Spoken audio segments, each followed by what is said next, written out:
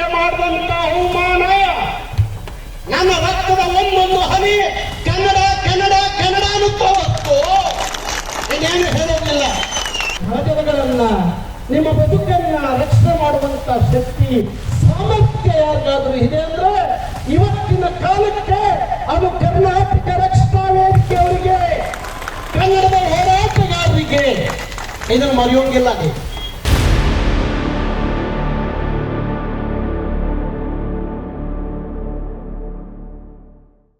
ಹೋಗುದಿಲ್ಲ. ಯಾರ ಬಗ್ಗೆ ಮಾತಾಡ್ಲಿ? ತಮಿಳರು, ತೆಲುಗರು, ಮಲಯಾಳಿಗಳು, ಮಾರ್ವಾಡಿಗಳು, ಸಿಂಧಿಗಳು, ಗುಜರಾತಿಗಳು ಯಾರೋ ನಾಡದ್ರೋಹಿಗಳಾಗಿದ್ರೆ ನಾನು ಮಾತು ಇನ್ನೊಂದಷ್ಟು ಮಾತಾಡ್ಬೋದಾಯ್ತು. ಇಲ್ಲಿ ಯಾರ ವಿರುದ್ಧ ಮಾತಾಡಬೇಕು ಅನ್ನೋದು ನನ್ನ ಪ್ರಶ್ನೆ ಆಗಿದೆ. ಕನ್ನಡಿಗರೇ ಕನ್ನಡದ ಧ್ವಜಸ್ತಂಭವನ್ನು ಕಿತ್ತು ಹಾಕೋದು, ಕನ್ನಡ ಬಾವುಟವನ್ನು ಕಿತ್ತು ಹಾಕೋದು, ರಾತ್ರೋರಾತ್ರಿ ಒಳ್ಳೆ ಯಾವನೋ ಭಯೋತ್ಪಾದಕನ ಬಂಧಿಸೋತಾರ ಅವನು ಬಂಧಿಸಿ ಕರ್ಕೊಂಡೋಗಿ ತಾಲೂಕು ಅಧ್ಯಕ್ಷರನ್ನ ಅಲ್ಲೆಲ್ಲೋ ಇಟ್ಕೊಂಡು ಧ್ವಜಸ್ತಂಭ ಹಾನಿ ಮಾಡ್ತೀರಿ ಅಂದ್ರೆ ಏನ್ ಹೇಳ್ಬೇಕಪ್ಪ? ಇದಕ್ಕೆ ಏನ್ ಹೇಳ್ಬೇಕು? ಅಲ್ವಾ? ಏನಂತ ವರ್ಣಿಸ್ಬೇಕು? ಇದನ್ನ ಏನಂತ ಕರಿಬೇಕು? ತಾವು ಅರ್ಥ ಮಾಡ್ಕೊಳ್ಳಿ. ಅಪ್ಪಟ ಕನ್ನಡಿಗರು ಇರುವಂತ ಕೊರಟಗೆರೆಯಲ್ಲಿ ಕನ್ನಡದ ಧ್ವಜಸ್ತಂಭವನ್ನು ಕಿತ್ತೆಸಿತಾರೆ ಅನ್ನೋದಾದ್ರೆ, ಒಡೆದು ಹಾಕ್ತಾರೆ ಅನ್ನೋದಾದ್ರೆ, ಯಾವುದೋ ಬೆಳಗಾವಿಯ ಗಡಿಯಲ್ಲೋ, ಇಲ್ಲ ತಮಿಳುನಾಡಿನ ಗಡಿಯಲ್ಲೋ, ಇಲ್ಲ ಮಹಾರಾಷ್ಟ್ರದ, ಇಲ್ಲ ಆಂಧ್ರದ ಗಡಿಯಲ್ಲೋ ಇಂಥ ಕೃತ್ಯ ಆಗಿದೆ ಅಂದ್ರೆ ಏನು ಹೇಳಬಹುದಾಗಿತ್ತು?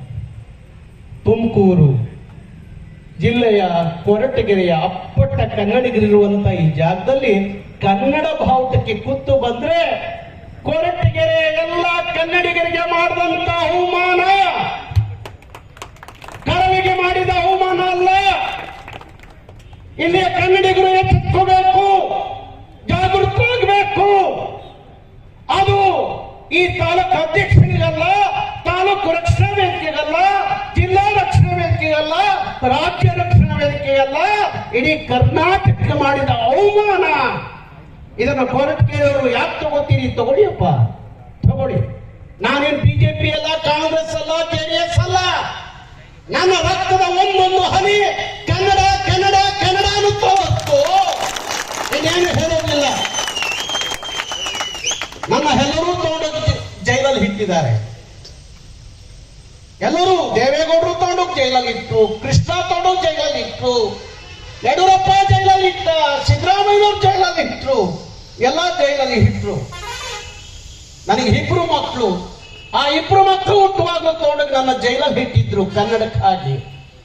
ಇನ್ನೂ 100 ಕೇಸ್ ಹಾಕ್ರಿ, ಇನ್ನೂ 100 ಸಲ ಜೈಲಿಗೆ ಕಳಿಸ್ರಿ ಕನ್ನಡಕ್ಕಾಗಿ. ಮತ್ತೆ ಬೇಕಾದ್ರೂ ಹೋಗ್ತೀನಿ ಜೈಲಿಗೆ. ಜೈಲಿಗೆ ಎದುರು ಮಗ ಅಲ್ಲ ನಾನು, ಕೇಸಿಗೆ ಎದುರು ಮಗಲ್ಲ.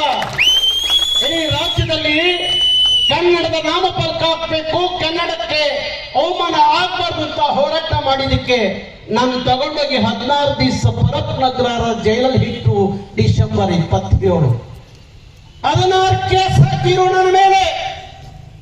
ನಾನು ಯಾರ್ದು ಸರ್ಕಾರದ ಆಸ್ತಿ ಲೂಟಿ ಮಾಡಿ ಹೋಗ್ಲಿಲ್ಲ, ಸರ್ಕಾರದ ಹಣ ನುಂಗಿ ಹೋಗ್ಲಿಲ್ಲ, ಇಲ್ಲ ಅನಾಚಾರ ಅತ್ಯಾಚಾರ ಮಾಡಿ ಜೈಲಿಗೆ ಹೋಗ್ಲಿಲ್ಲ.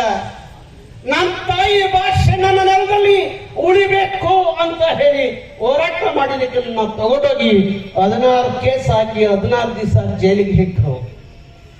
ನಾನು ಇನ್ನೂ ಕುಗ್ಗಲ್ಲ, ಕುಗ್ಗೋದಿಲ್ಲ. ನನ್ನ ರಕ್ತ ಕುದಿಯುತ್ತೆ ಹೊತ್ತು ತಣ್ಣಗಾಗೋದಿಲ್ಲ. ಕನ್ನಡದ ವಿಚಾರದಲ್ಲಿ ಯಾವತ್ತೂ ತಣ್ಣಗಾಗುವಂತ ರಕ್ತ ಅಲ್ಲ ನಂದು.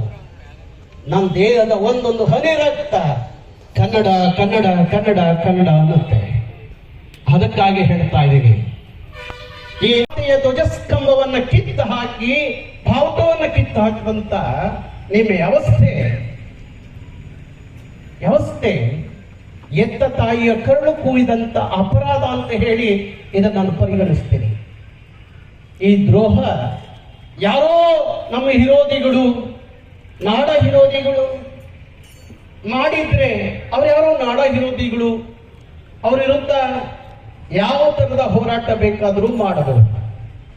ಇಲ್ಲಿ ನಮ್ಮವರೇ ನಮ್ಮ ಬೆನ್ನಿಗೆ ಚೂರಿ ಹಾಕುವಾಗ ಇದನ್ನ ಹೇಗೆ ಸಹಿಸ್ಕೋಬೇಕು? ಯಾಕೆ ಸಹಿಸ್ಕೋಬೇಕು? ನಾನು ಮೊನ್ನೆ ಬೆಳಗಾವಿಗೂ ಹೋದೆ. ಬೆಳಗಾವಿಯಲ್ಲಿ ಒಬ್ಬ ಕನ್ನಡದ ಕಂಡಕ್ಟರ್ ಮೇಲೆ ಆದಂತ ಹಲ್ಲೆ,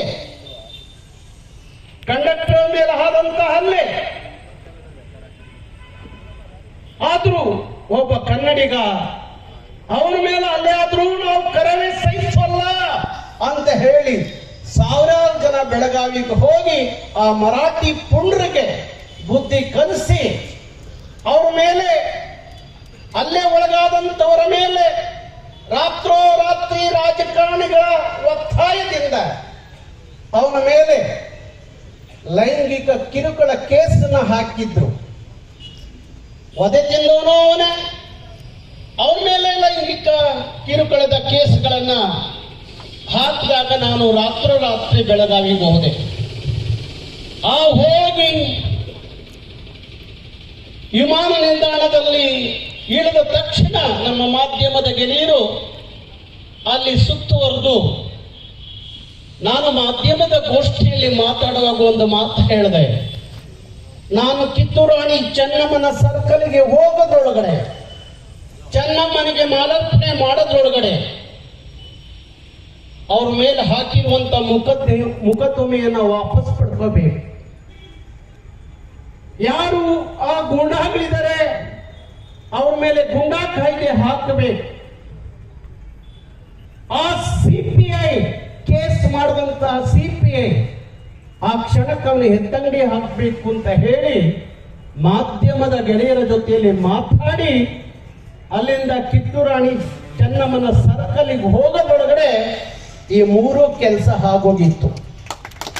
ಅಲ್ಲಿ ಸಿಪಿಐ ವರ್ಗಾವಣೆ ಹಾಕಿದ್ರು, ಆ ಕಂಡಕ್ಟರ್ ಮೇಲೆ ಹಾಕಿದಂತ ಕೇಸ್ ವಾಪಸ್ ತಗೊಂಡಿದ್ರು,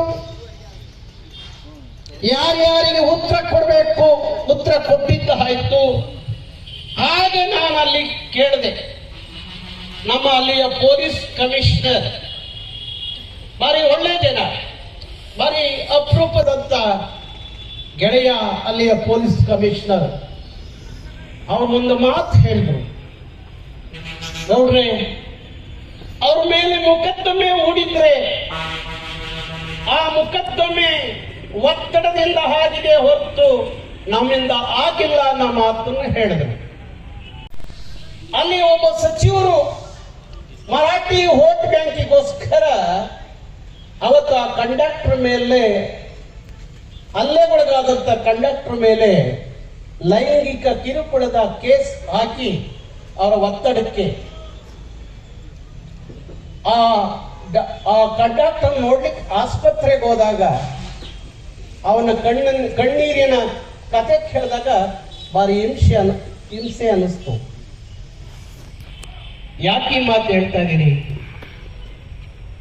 ಆ ಬೆಳಗಾವಿ ಪುಂಡ್ರಿಗೇನಾದ್ರೂ ಧೈರ್ಯ ಬಂದಿದ್ರೆ, ಕರ್ನಾಟಕದ ಗಂಡು ಮೆಟ್ಟಿದ ನೆಲವಾಗಿರುವಂತ ಬೆಳಗಾವಿಯಲ್ಲಿ ಗುಂಡಾಗಿರಿ ಮಾಡಲಿಕ್ಕೆ ಆ ಪುಂಡ್ರಿಗೆ ಧೈರ್ಯ ಬಂದಿದ್ರೆ, ಕನ್ನಡಿಗರ ಮೇಲೆ ಹಲ್ಲೆ ಮಾಡಿ ಕೇಸ್ ಹಾಕುವ ಧೈರ್ಯ ಬಂದಿದ್ರೆ, ಅದು ನಮ್ಮ ನೆಲದ ರಾಜಕಾರಣಿಗಳ ಕುಮ್ಮಕ್ಕನಿಂದ. ಅಲ್ಲಿವ ಸಚಿವರಿಬ್ಬರಿದ್ರು, ನಾನು ಇಬ್ಬರಿಗೂ ತರಾಟೆಗೆ ತಗೊಂಡೆ ಅವತ್ತಲ್ಲಿ ಬೆಳಗಾವಿಯಲ್ಲಿ. ಯಾರಾದ್ರೇನು ಕನ್ನಡಿಗರಿಗೆ, ಕರ್ನಾಟಕಕ್ಕೆ, ಕನ್ನಡಕ್ಕೆ ಹಾನಿ ಮಾಡಿದ್ರೆ ಯಾರಾದ್ರೂ ಏನು ನಮಗೆ ಅದನ್ನು ಸಹಿಸೋದಿಲ್ಲ ಅನ್ನೋ ಎಚ್ಚರಿಕೆಯನ್ನ ಕೊಟ್ಟು ಬಂದು, ಇಲ್ಲಿ ಏನಾದ್ರೂ ಆ ತರದ ಯಾವ್ದಾದ್ರು ಒತ್ತಡ ಹಿತ್ತ ಕನ್ನಡದ ಬಾವುಟವನ್ನ ಕಿತ್ತಾಕಿ ಅಂತ ಬಹುಶಃ ಇರ್ಲಿಕ್ಕೆ ಸಾಧ್ಯ ಇಲ್ಲ ಅಂತ ಅನ್ಕೊಂಡಿದ್ದೇನೆ. ನಾನು ನೋಡಿದ ಮಟ್ಟಿಗೆ ಒಂದಷ್ಟು ಕರ್ನಾಟಕದ ಸಜ್ಜನ ರಾಜಕಾರಣಿಗಳಲ್ಲಿ ಮಾನ್ಯ ಗೃಹ ಸಚಿವರು ಒಬ್ಬರು ಅಂತ ಹೇಳಿ ಅನ್ಕೊಂಡಿದ್ದೀನಿ. ಅವ್ರ ಕ್ಷೇತ್ರದಲ್ಲಿ ಕನ್ನಡದ ಧ್ವಜಸ್ತಂಭಕ್ಕೆ ಹಾನಿ ಆಗುತ್ತೆ ಅಂದ್ರೆ ಅದರ ಹೊಣೆ ಹೊರಬೇಕಾದವರು ಯಾರು?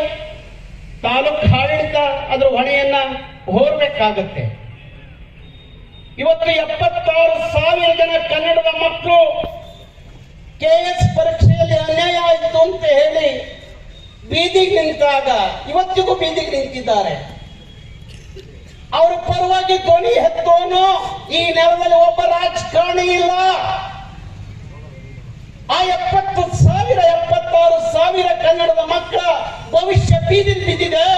ಅವ್ರ ಬಗ್ಗೆ ಮಾತಾಡಲಿಕ್ಕೆ ಒಬ್ಬ ಈ ನೆಲದ ರಾಜಕಾರಣಿ ಇಲ್ಲ. ಇದು ನಮ್ಮ ನೆಲದ ಯೋಗ್ಯತೆ. ನಾವೇ ಎಲ್ಲದಕ್ಕೂ ಕರವೇ ಎಲ್ಲದಕ್ಕೂ ಕರವೇ ನಿಂತ್ಕೋಬೇಕು. ಅದಕ್ಕಾಗಿ 1 ತಿಂಗಳಿಂದ ನಾನು ಆ ಮಕ್ಕಳಿಗೋಸ್ಕರ ಹೋರಾಟ ಮಾಡುವಾಗ ಇಲ್ಲಿ ಹಿಂಗಾಗಿದೆ ಅನ್ನೋದಾಗ ಆಗುವಾಗ ಮಧ್ಯಾಹ್ನ 3 ಗಂಟೆಗೆ ಮುಖ್ಯಮಂತ್ರಿಗಳು ಆ ವಿಚಾರದಲ್ಲಿ ಮಾತಾಡ್ಲಿಕ್ಕೆ ನನಗೆ ಇವತ್ತು ಕರೆ ಕೊಟ್ಟಿದ್ರು. ಆದ್ರೂ ಸಹ ಇಲ್ಲಿ ನಮ್ಮ ಜಿಲ್ಲಾ ಅಧ್ಯಕ್ಷರು ಮತ್ತೆ ಎಲ್ಲ ತಾಲೂಕು ಅಧ್ಯಕ್ಷರು ಅವರು ಇಲ್ಲ ನೀವು ಬರಲೇಬೇಕು ಅಂದಾಗ ನಾನು ಕನ್ನಡಕ್ಕಾಗಿ ಇಲ್ಲಿ ಬರಲೇಬೇಕಾಯಿತು.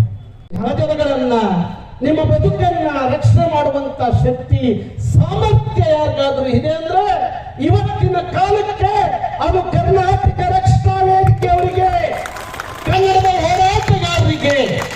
ಇದನ್ನು ಮರೆಯೋಂಗಿಲ್ಲ, ನೀವು ಮರೆಯೋಂಗಿಲ್ಲ. ನಮ್ಮ ಪೊಲೀಸ್ನವ್ರ ಮೇಲೆ ಯಾರೋ ನಾಡದ್ರೋಹಿಗಳು ಹಾನಿ ಮಾಡಿದಾಗ ಅವ್ರ ವಿರುದ್ಧ ಬೆಳಗಾವಿ ನಿಂತು ಹೋರಾಟ ಮಾಡೋರು ನಾವೇ.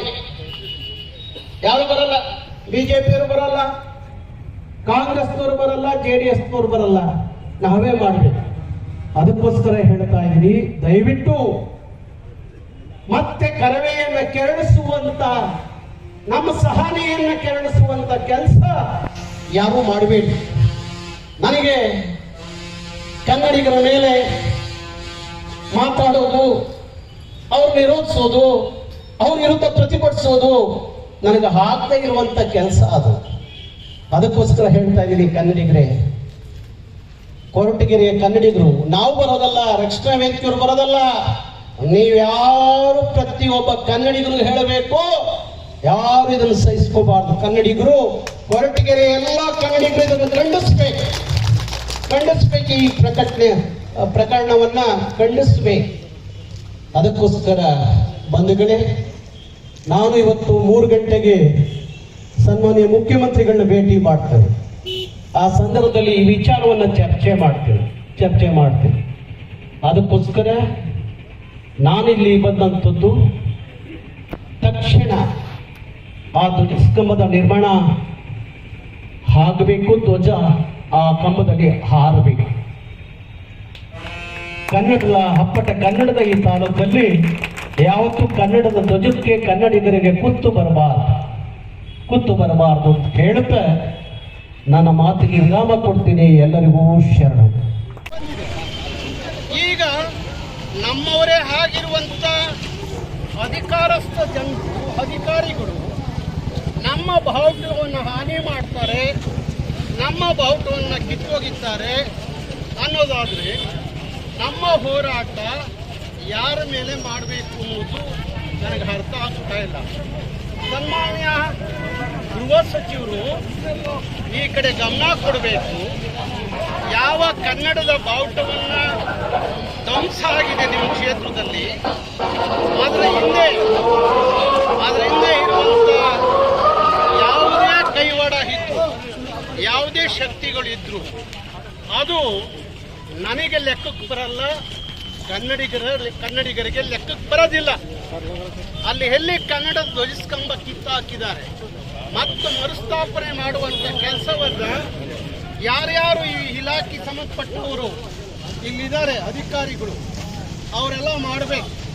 ಇಲ್ಲದೆ ಹೋದ್ರೆ ಈ ಕನ್ನಡದ ಧ್ವಜಸ್ತಂಭ ಧ್ವಂಸ ಮಾಡಿದಂಥ ವಿಚಾರ ರಾಜ್ಯ ವ್ಯಾಪ್ತಿಯಲ್ಲಿ ಚರ್ಚೆ ಆಗುತ್ತೆ, ಹೋರಾಟಗಳು ನಡೆಯುತ್ತೆ. ಅದು ಸಂಬಂಧಪಟ್ಟವ್ರಿಗೆ ಶಿಕ್ಷೆ ಆಗೋವರೆಗೂ ಈ ಹೋರಾಟ ನಿಲ್ಲಲ್ಲ ಅನ್ನುವ ಎಚ್ಚರಿಕೆಯನ್ನ ನಾನು ಕೊಡ್ತಾ ಇದ್ದೀನಿ. ಹಾಗೆ ಈ ಸಂಬಂಧಪಟ್ಟಂತ ಧ್ವಜಸ್ತಂಭವನ್ನ ಹಾನಿ ಮಾಡಿದಂತ ಯಾವುದೇ ಶಕ್ತಿಗಳಿರಲಿ, ಅವ್ರು ಯಾರೇ ಇರಲಿ, ರಾಜಕಾರಣಿಗಳಿರ್ಲಿ, ಯಾರೇ ಇದ್ರು, ಅದು ಕುಂತು ಎಲ್ಲಿ ಧ್ವಜಸ್ತಂಭ ಇತ್ತು ಅವರು ಅದನ್ನು ಸರಿ ಮಾಡಬೇಕು. ಈ ಹೋರಾಟ ಬೇರೆ ಸ್ವರೂಪವನ್ನು ಪಡ್ಕೊಳ್ಳುತ್ತೆ. ಈ ರಾಜ್ಯದಲ್ಲಿ ಮಾನ್ಯ ಗೃಹ ಸಚಿವರ ಕ್ಷೇತ್ರ, ಈ ಕ್ಷೇತ್ರ ಕೊರಟಗೆರೆ ಆಗಿದ್ರೂ ಸಹ ಅವರು ಕೊರಟಗೆರೆಗೆ ಗೃಹ ಸಚಿವರಲ್ಲ, ಈ ಕ್ಷೇತ್ರಕ್ಕೆ ಗೃಹ ಸಚಿವರಲ್ಲ, ಇಡೀ ರಾಜ್ಯದ ಗೃಹ ಸಚಿವರು. ಹಾಗಾಗಿ ಇದು ಒಂದು ಕನ್ನಡಿಗರ ಭಾವನಾತ್ಮಕವಾದಂಥ ವಿಚಾರ. ಇದು ಇಡೀ ರಾಜ್ಯದಲ್ಲಿ ಹಚ್ಕೊಳ್ಳೋಕ್ಕಿಂತ ಮುಂಚೆ ಇದನ್ನು ಸರಿಯಾಗಿ ಸರಿಪಡಿಸಿದರೆ ಭಾರಿ ಒಳ್ಳೆಯದು ಅನ್ನೋ ಮಾತನ್ನ ಹೇಳ್ತಾರೆ.